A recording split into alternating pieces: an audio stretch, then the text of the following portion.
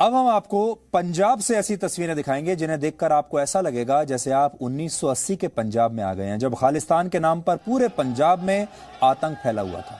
आज स्वर्ण मंदिर पर हुए ऑपरेशन ब्लू स्टार को 38 वर्ष पूरे हो गए हैं और इस मौके पर आज अमृतसर में बाकायदा पुलिस की सुरक्षा के बीच कट्टर खालिस्तानियों ने खुलेआम सड़कों पर खालिस्तान जिंदाबाद के नारे लगाए और आजादी की मांग करते हुए शहर में खुलेआम जुलूस निकाला।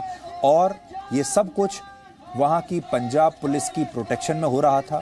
पुलिस वहां खड़ी हुई थी और ये सब होते हुए देख रही थी और पूरा भारत आज चुपचाप ये सब होते हुए देख रहा है। पूरा भारत के ही एक राज्य में एक अलग देश बनाने की मांग और उन नारों को चुपचाप सुन रहा है। हमारे देश की अलगाववादी ताकतों ने भारत को अब कई मोर्चों पर घेर लिया है, चाहे कश्मीर हो, पंजाब हो, उत्तर पूर्व के कई राज्य हों या पश्चिम बंगाल हो। अभिव्यक्ति की आजादी और लोकतंत्र का ऐसा दुरुपयोग आपको दुनिया के किसी और देश में देखने को नहीं मिलेगा और इस बात को इन तस्वीरों से आज आप बहुत अच्छी तरह समझ जाएंगे। आज सैकड़ों लोगों की भीड़ अमृतसर के स्वर्ण मंदिर में पहुंच गई, जहां लोगों के हाथों में खालिस्तानी आतंकवादी जरनैल सिंह भिंडरावाले के पोस्टर थे। इनमें एक पोस्टर पर क्या लिखा था आप खुद देख सकते हैं। इस पोस्टर पर लिखा था, मैं आपको पढ़कर सुनाता हूं, भिंडरावाले का क्या पैगाम, सिख कौम का क्या अरमान, पंजाब बनेगा खालिस्तान। ये चोरी छुपे नहीं हो रहा काम, ये रात के अंधेरे में नहीं हो रहा, किसी दीवार चार दीवारी के अंदर नहीं हो रहा, खुलेआम खुले आसमान के नीचे पुलिस प्रोटेक्शन के साथ, पुलिस की नाक के नीचे, सरकार की नाक के नीचे ये हो रहा है। इन तस्वीरों से आप समझ सकते हैं कि पंजाब में एक बार फिर से खालिस्तानी ताकतें सक्रिय हो गई हैं और इन लोगों की हिम्मत देखिए कि ये पंजाब पुलिस की सुरक्षा में पंजाब को भारत से तोड़ने के नारे लगा रहे हैं और पंजाब पुलिस इन्हीं लोगों को चुपचाप खड़े होकर सुरक्षा दे रही है। इससे बड़ा और भद्दा मजाक इस देश के साथ कुछ हो नहीं सकता। इससे पहले 5 जून को भी अमृतसर में स्वर्ण मंदिर तक एक मार्च निकाला गया था, जिसमें न सिर्फ खालिस्तान के समर्थन में नारे लगे बल्कि ये भी कहा गया कि पंजाब की आजादी इन लोगों का हक है और अगर इन लोगों को उनका खालिस्तान नहीं मिला तो वो इसे भारत सरकार से छीन लेंगे। फिर से मैं आपको बताता हूं, वो कह रहे हैं कि अगर खालिस्तान नहीं बनाया तो हम इसे छीन लेंगे। भारत शायद दुनिया का अकेला ऐसा देश होगा जहां इस तरह के जुलूस और प्रदर्शनों को रोकने की बजाय पुलिस उन्हें सुरक्षा देती है। इस जुलूस का आयोजन जिस सिख संगठन की तरफ से किया गया उसका नाम है दल खालसा और इस संगठन पर खालिस्तान मुहिम चलाने के गंभीर आरोप लगते रहे और महत्वपूर्ण बात यह है कि ये सब जानते हुए भी पुलिस ने इस संगठन को ये जुलूस निकालने की अनुमति दी और न सिर्फ अनुमति दी बल्कि पूरी प्रोटेक्शन भी दी। इस मार्च में खालिस्तानी आतंकवादी जरनैल सिंह भिंडरावाले का बेटा ईशर सिंह भी शामिल हुआ और उसने भी खालिस्तान के समर्थन में नारे लगाए। बड़ी बात यह भी है कि जिस वक्त अमृतसर में ये सब कुछ हो रहा था उस समय पंजाब के मुख्यमंत्री भगवंत मान भी खुद अमृतसर में ही मौजूद थे। आज से 38 साल पहले खालिस्तानी ताकतों ने पंजाब का क्या हाल किया था ये आप सब जानते हैं। इतिहास उठाकर देख लीजिए, आप पढ़ सकते हैं क्या हुआ था तब। और हमें लगता है कि एक बार फिर से पंजाब में खालिस्तान की मुहिम अब मजबूत हो रही है और यह हमारे देश के लिए बहुत बुरी खबर है। इसलिए आज जो तस्वीरें आप देखेंगे आपको ऐसा लगेगा कि हमारा देश 2022 से पीछे जाते हुए अब 1980 में चला गया है। आज हम आपको रिवाइंड करके दिखाएंगे इतिहास और आपको 1980 की दुनिया में लेकर चलेंगे। पंजाब बनेगा खालिस्तान, पंजाब बनेगा खालिस्तान, ਅਸੀਂ ਲੈ ਕੇ ਲਾਂਗੇ ਆਜ਼ਾਦੀ, ਅਸੀਂ ਖੋ ਕੇ ਲਵਾਂਗੇ ਆਜ਼ਾਦੀ, ਜਿੰਦੇ ਜਿੰਦੇ ਜਾਨ ਜਾਨ ਖਾਲਿਸਤਾਨ ਖਾਲਿਸਤਾਨ, ਜਿੰਦੇ ਜਿੰਦੇ ਜਾਨ ਜਾਨ ਖਾਲਿਸਤਾਨ ਖਾਲਿਸਤਾਨ, ਸਿੱਖ ਕੀ ਚਾਹੁੰਦਾ ਆਜ਼ਾਦੀ, ਪੰਜਾਬ ਕੀ ਚਾਹੁੰਦਾ ਆਜ਼ਾਦੀ, हम इस समय अमृतसर में हैं और अमृतसर की ये लॉरेंस रोड है। आप देख सकते हैं कि यहाँ पर खालिस्तान जिंदाबाद के नारे लग रहे हैं। ऐसा नजारा फॉरेन में देखा जाता है, विदेशों में देखा जाता है, लेकिन आज अमृतसर में भी आप देख सकते हैं। पंजाब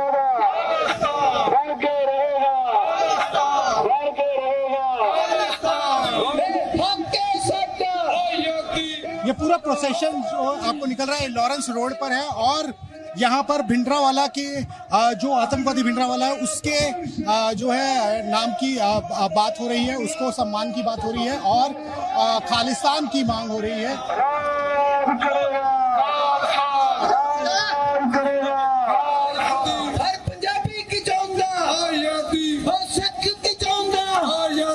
खालिस्तान हमारा कौमी घर है। हर धर्म को, हर जात को, हर लोगों को एक अपना घर मिला है, पर हमें अपना कोई घर नहीं मिला।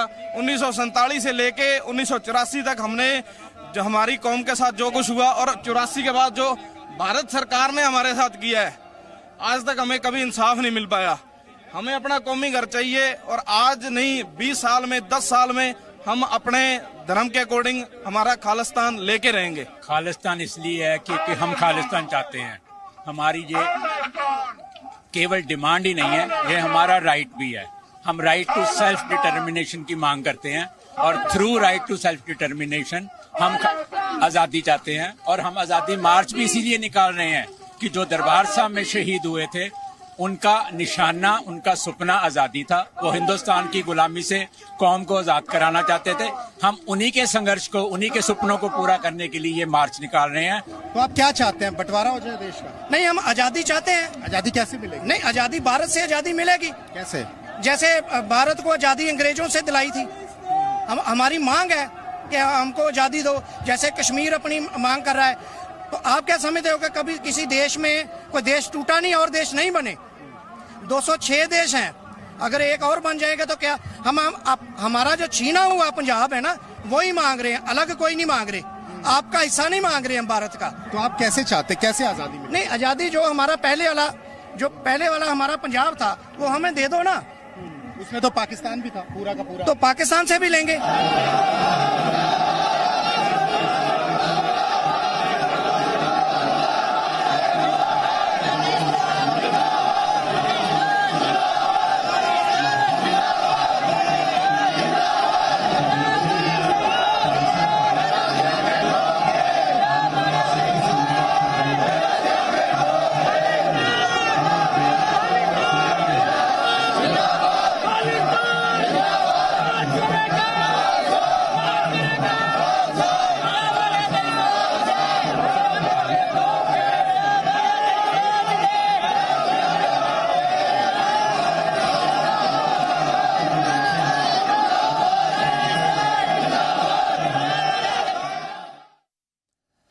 अब आप अगर इन दो तस्वीरों को ध्यान से देखेंगे तो आपको पता चलेगा कि पिछले 38 वर्षों में अमृतसर के स्वर्ण मंदिर की स्थिति ज्यादा नहीं बदली है।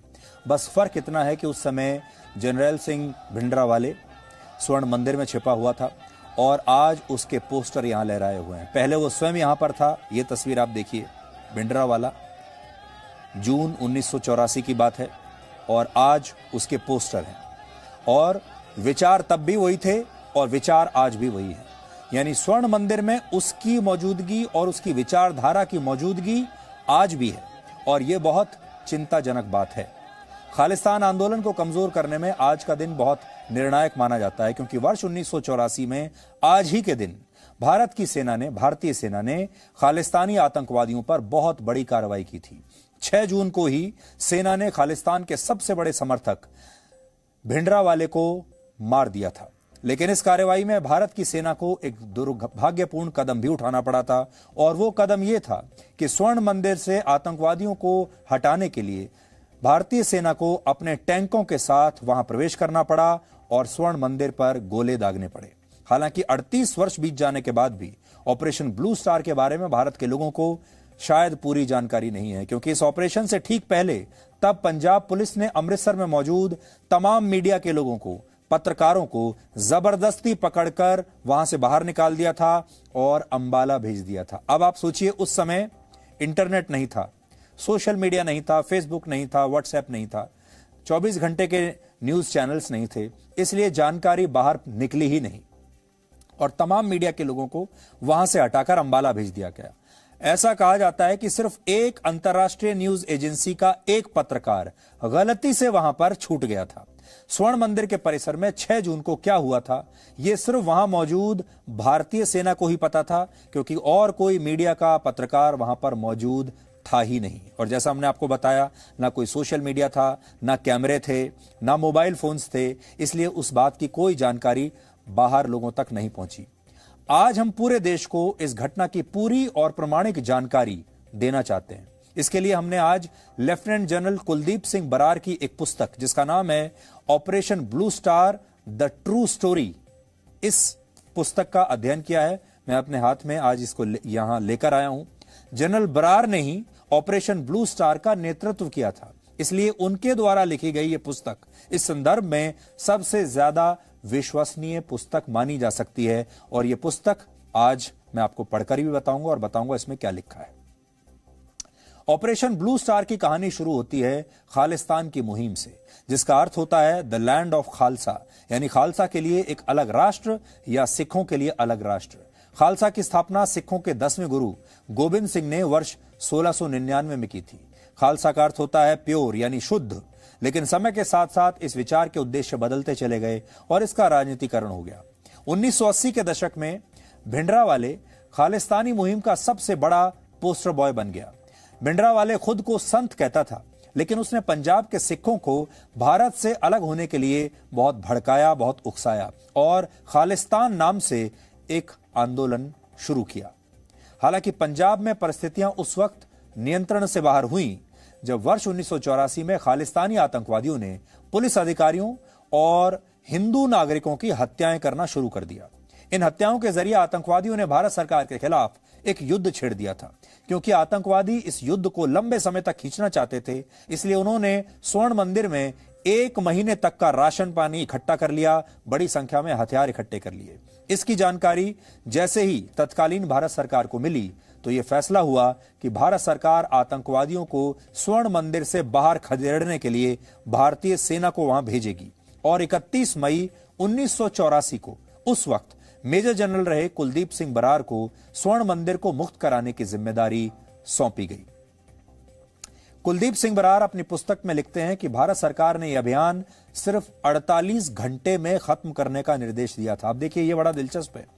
जनरल बरार कह रहे हैं कि जो टाइमलाइन दी गई थी वो था कि 48 घंटे में यह पूरा ऑपरेशन समाप्त कर देना है। इस पुस्तक में लिखा है कि 1 जून को यह अभियान शुरू हुआ और 2 जून को इंदिरा गांधी ने ऑल इंडिया रेडियो पर भाषण दिया और पंजाब के सभी लोगों से नफरत समाप्त करने की अपील की। 3 जून को रेल, सड़क और टेलीफोन से पंजाब का पूरा संपर्क काट दिया गया। 4 जून को लाउडस्पीकर पर भारतीय सेना ने सभी श्रद्धालुओं से स्वर्ण मंदिर से बाहर निकलने की अपील की। और फिर 5 जून की रात को भारतीय सेना ने आतंकवादियों पर हमला शुरू कर दिया। भारतीय सेना को लगा था कि कुछ ही घंटों में आतंकवादियों से वो स्वर्ण मंदिर को आजाद करा लेगी, लेकिन ये तमाम अनुमान बिल्कुल गलत साबित हुए। उन्होंने सोचा ही नहीं था कि ये आतंकवादियों के पास इतने हथियार हैं। असल में स्वर्ण मंदिर के पास मौजूद अकाल तख्त में आतंकवादियों ने जबरदस्त मोर्चाबंदी की हुई थी और इस दौरान कई तरफ से गोलाबारी की जा रही थी, जिसकी वजह से सेना के जवान अकाल तख्त के करीब पहुंच नहीं पा रहे थे।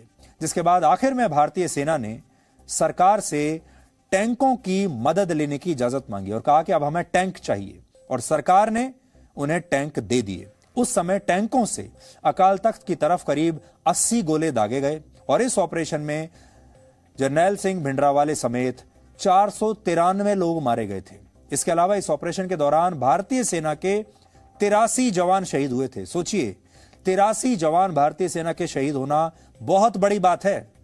बड़े बड़े ऑपरेशंस में भी 83 जवान हमने कभी खोए नहीं है, लेकिन इस ऑपरेशन में हमारे 83 जवान शहीद हुए। और नोट करने वाली बात यह है कि उस समय इस ऑपरेशन की वजह से भारतीय सेना के कुछ सिख जवानों ने भी सेना के खिलाफ और सरकार के खिलाफ विद्रोह कर दिया था। इन सिख जवानों ने तब तत्कालीन प्रधानमंत्री इंदिरा गांधी और सेना के वरिष्ठ अधिकारियों के खिलाफ प्रदर्शन किए।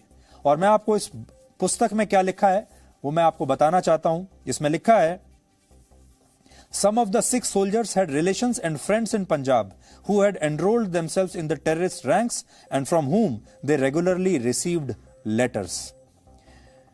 फिर वो कह रहे हैं कि in their weaker moments, some of them had already become conduits for supply of weapons, ammunition and explosives through backdoor methods.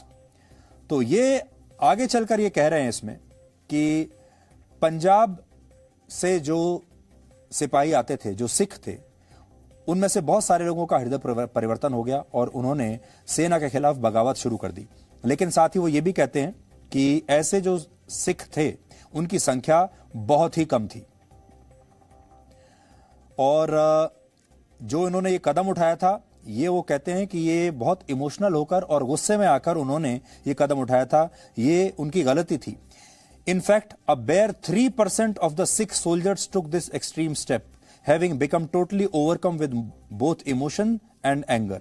And even of this 3%, the majority were the young and unseasoned who blindly followed their leaders without realizing. तो भारतीय सेना में जो कुल मिलाकर सिख सैनिकों की संख्या है, उसमें से 3% ऐसे थे जिन्होंने ये बगावत की थी, ऐसा इस पुस्तक में लिखा है। इस पुस्तक में यह भी लिखा है कि अगर उस दिन अगली सुबह तक इस ऑपरेशन को खत्म नहीं किया जाता तो आसपास के इलाकों में मौजूद भिंडरावाले के समर्थकों की भीड़ भारतीय सेना को घेर लेती और इस स्थिति को काबू करना बहुत मुश्किल हो जाता। इसके अलावा इस पुस्तक में यह भी बताया गया है कि इंदिरा गांधी भिंडरावाले के मारे जाने से कुछ मिनट पहले तक बातचीत करने के लिए तैयार थी और वो चाहती थी कि भिंडरावाले सरेंडर कर दे और स्वर्ण मंदिर को खाली कर दे।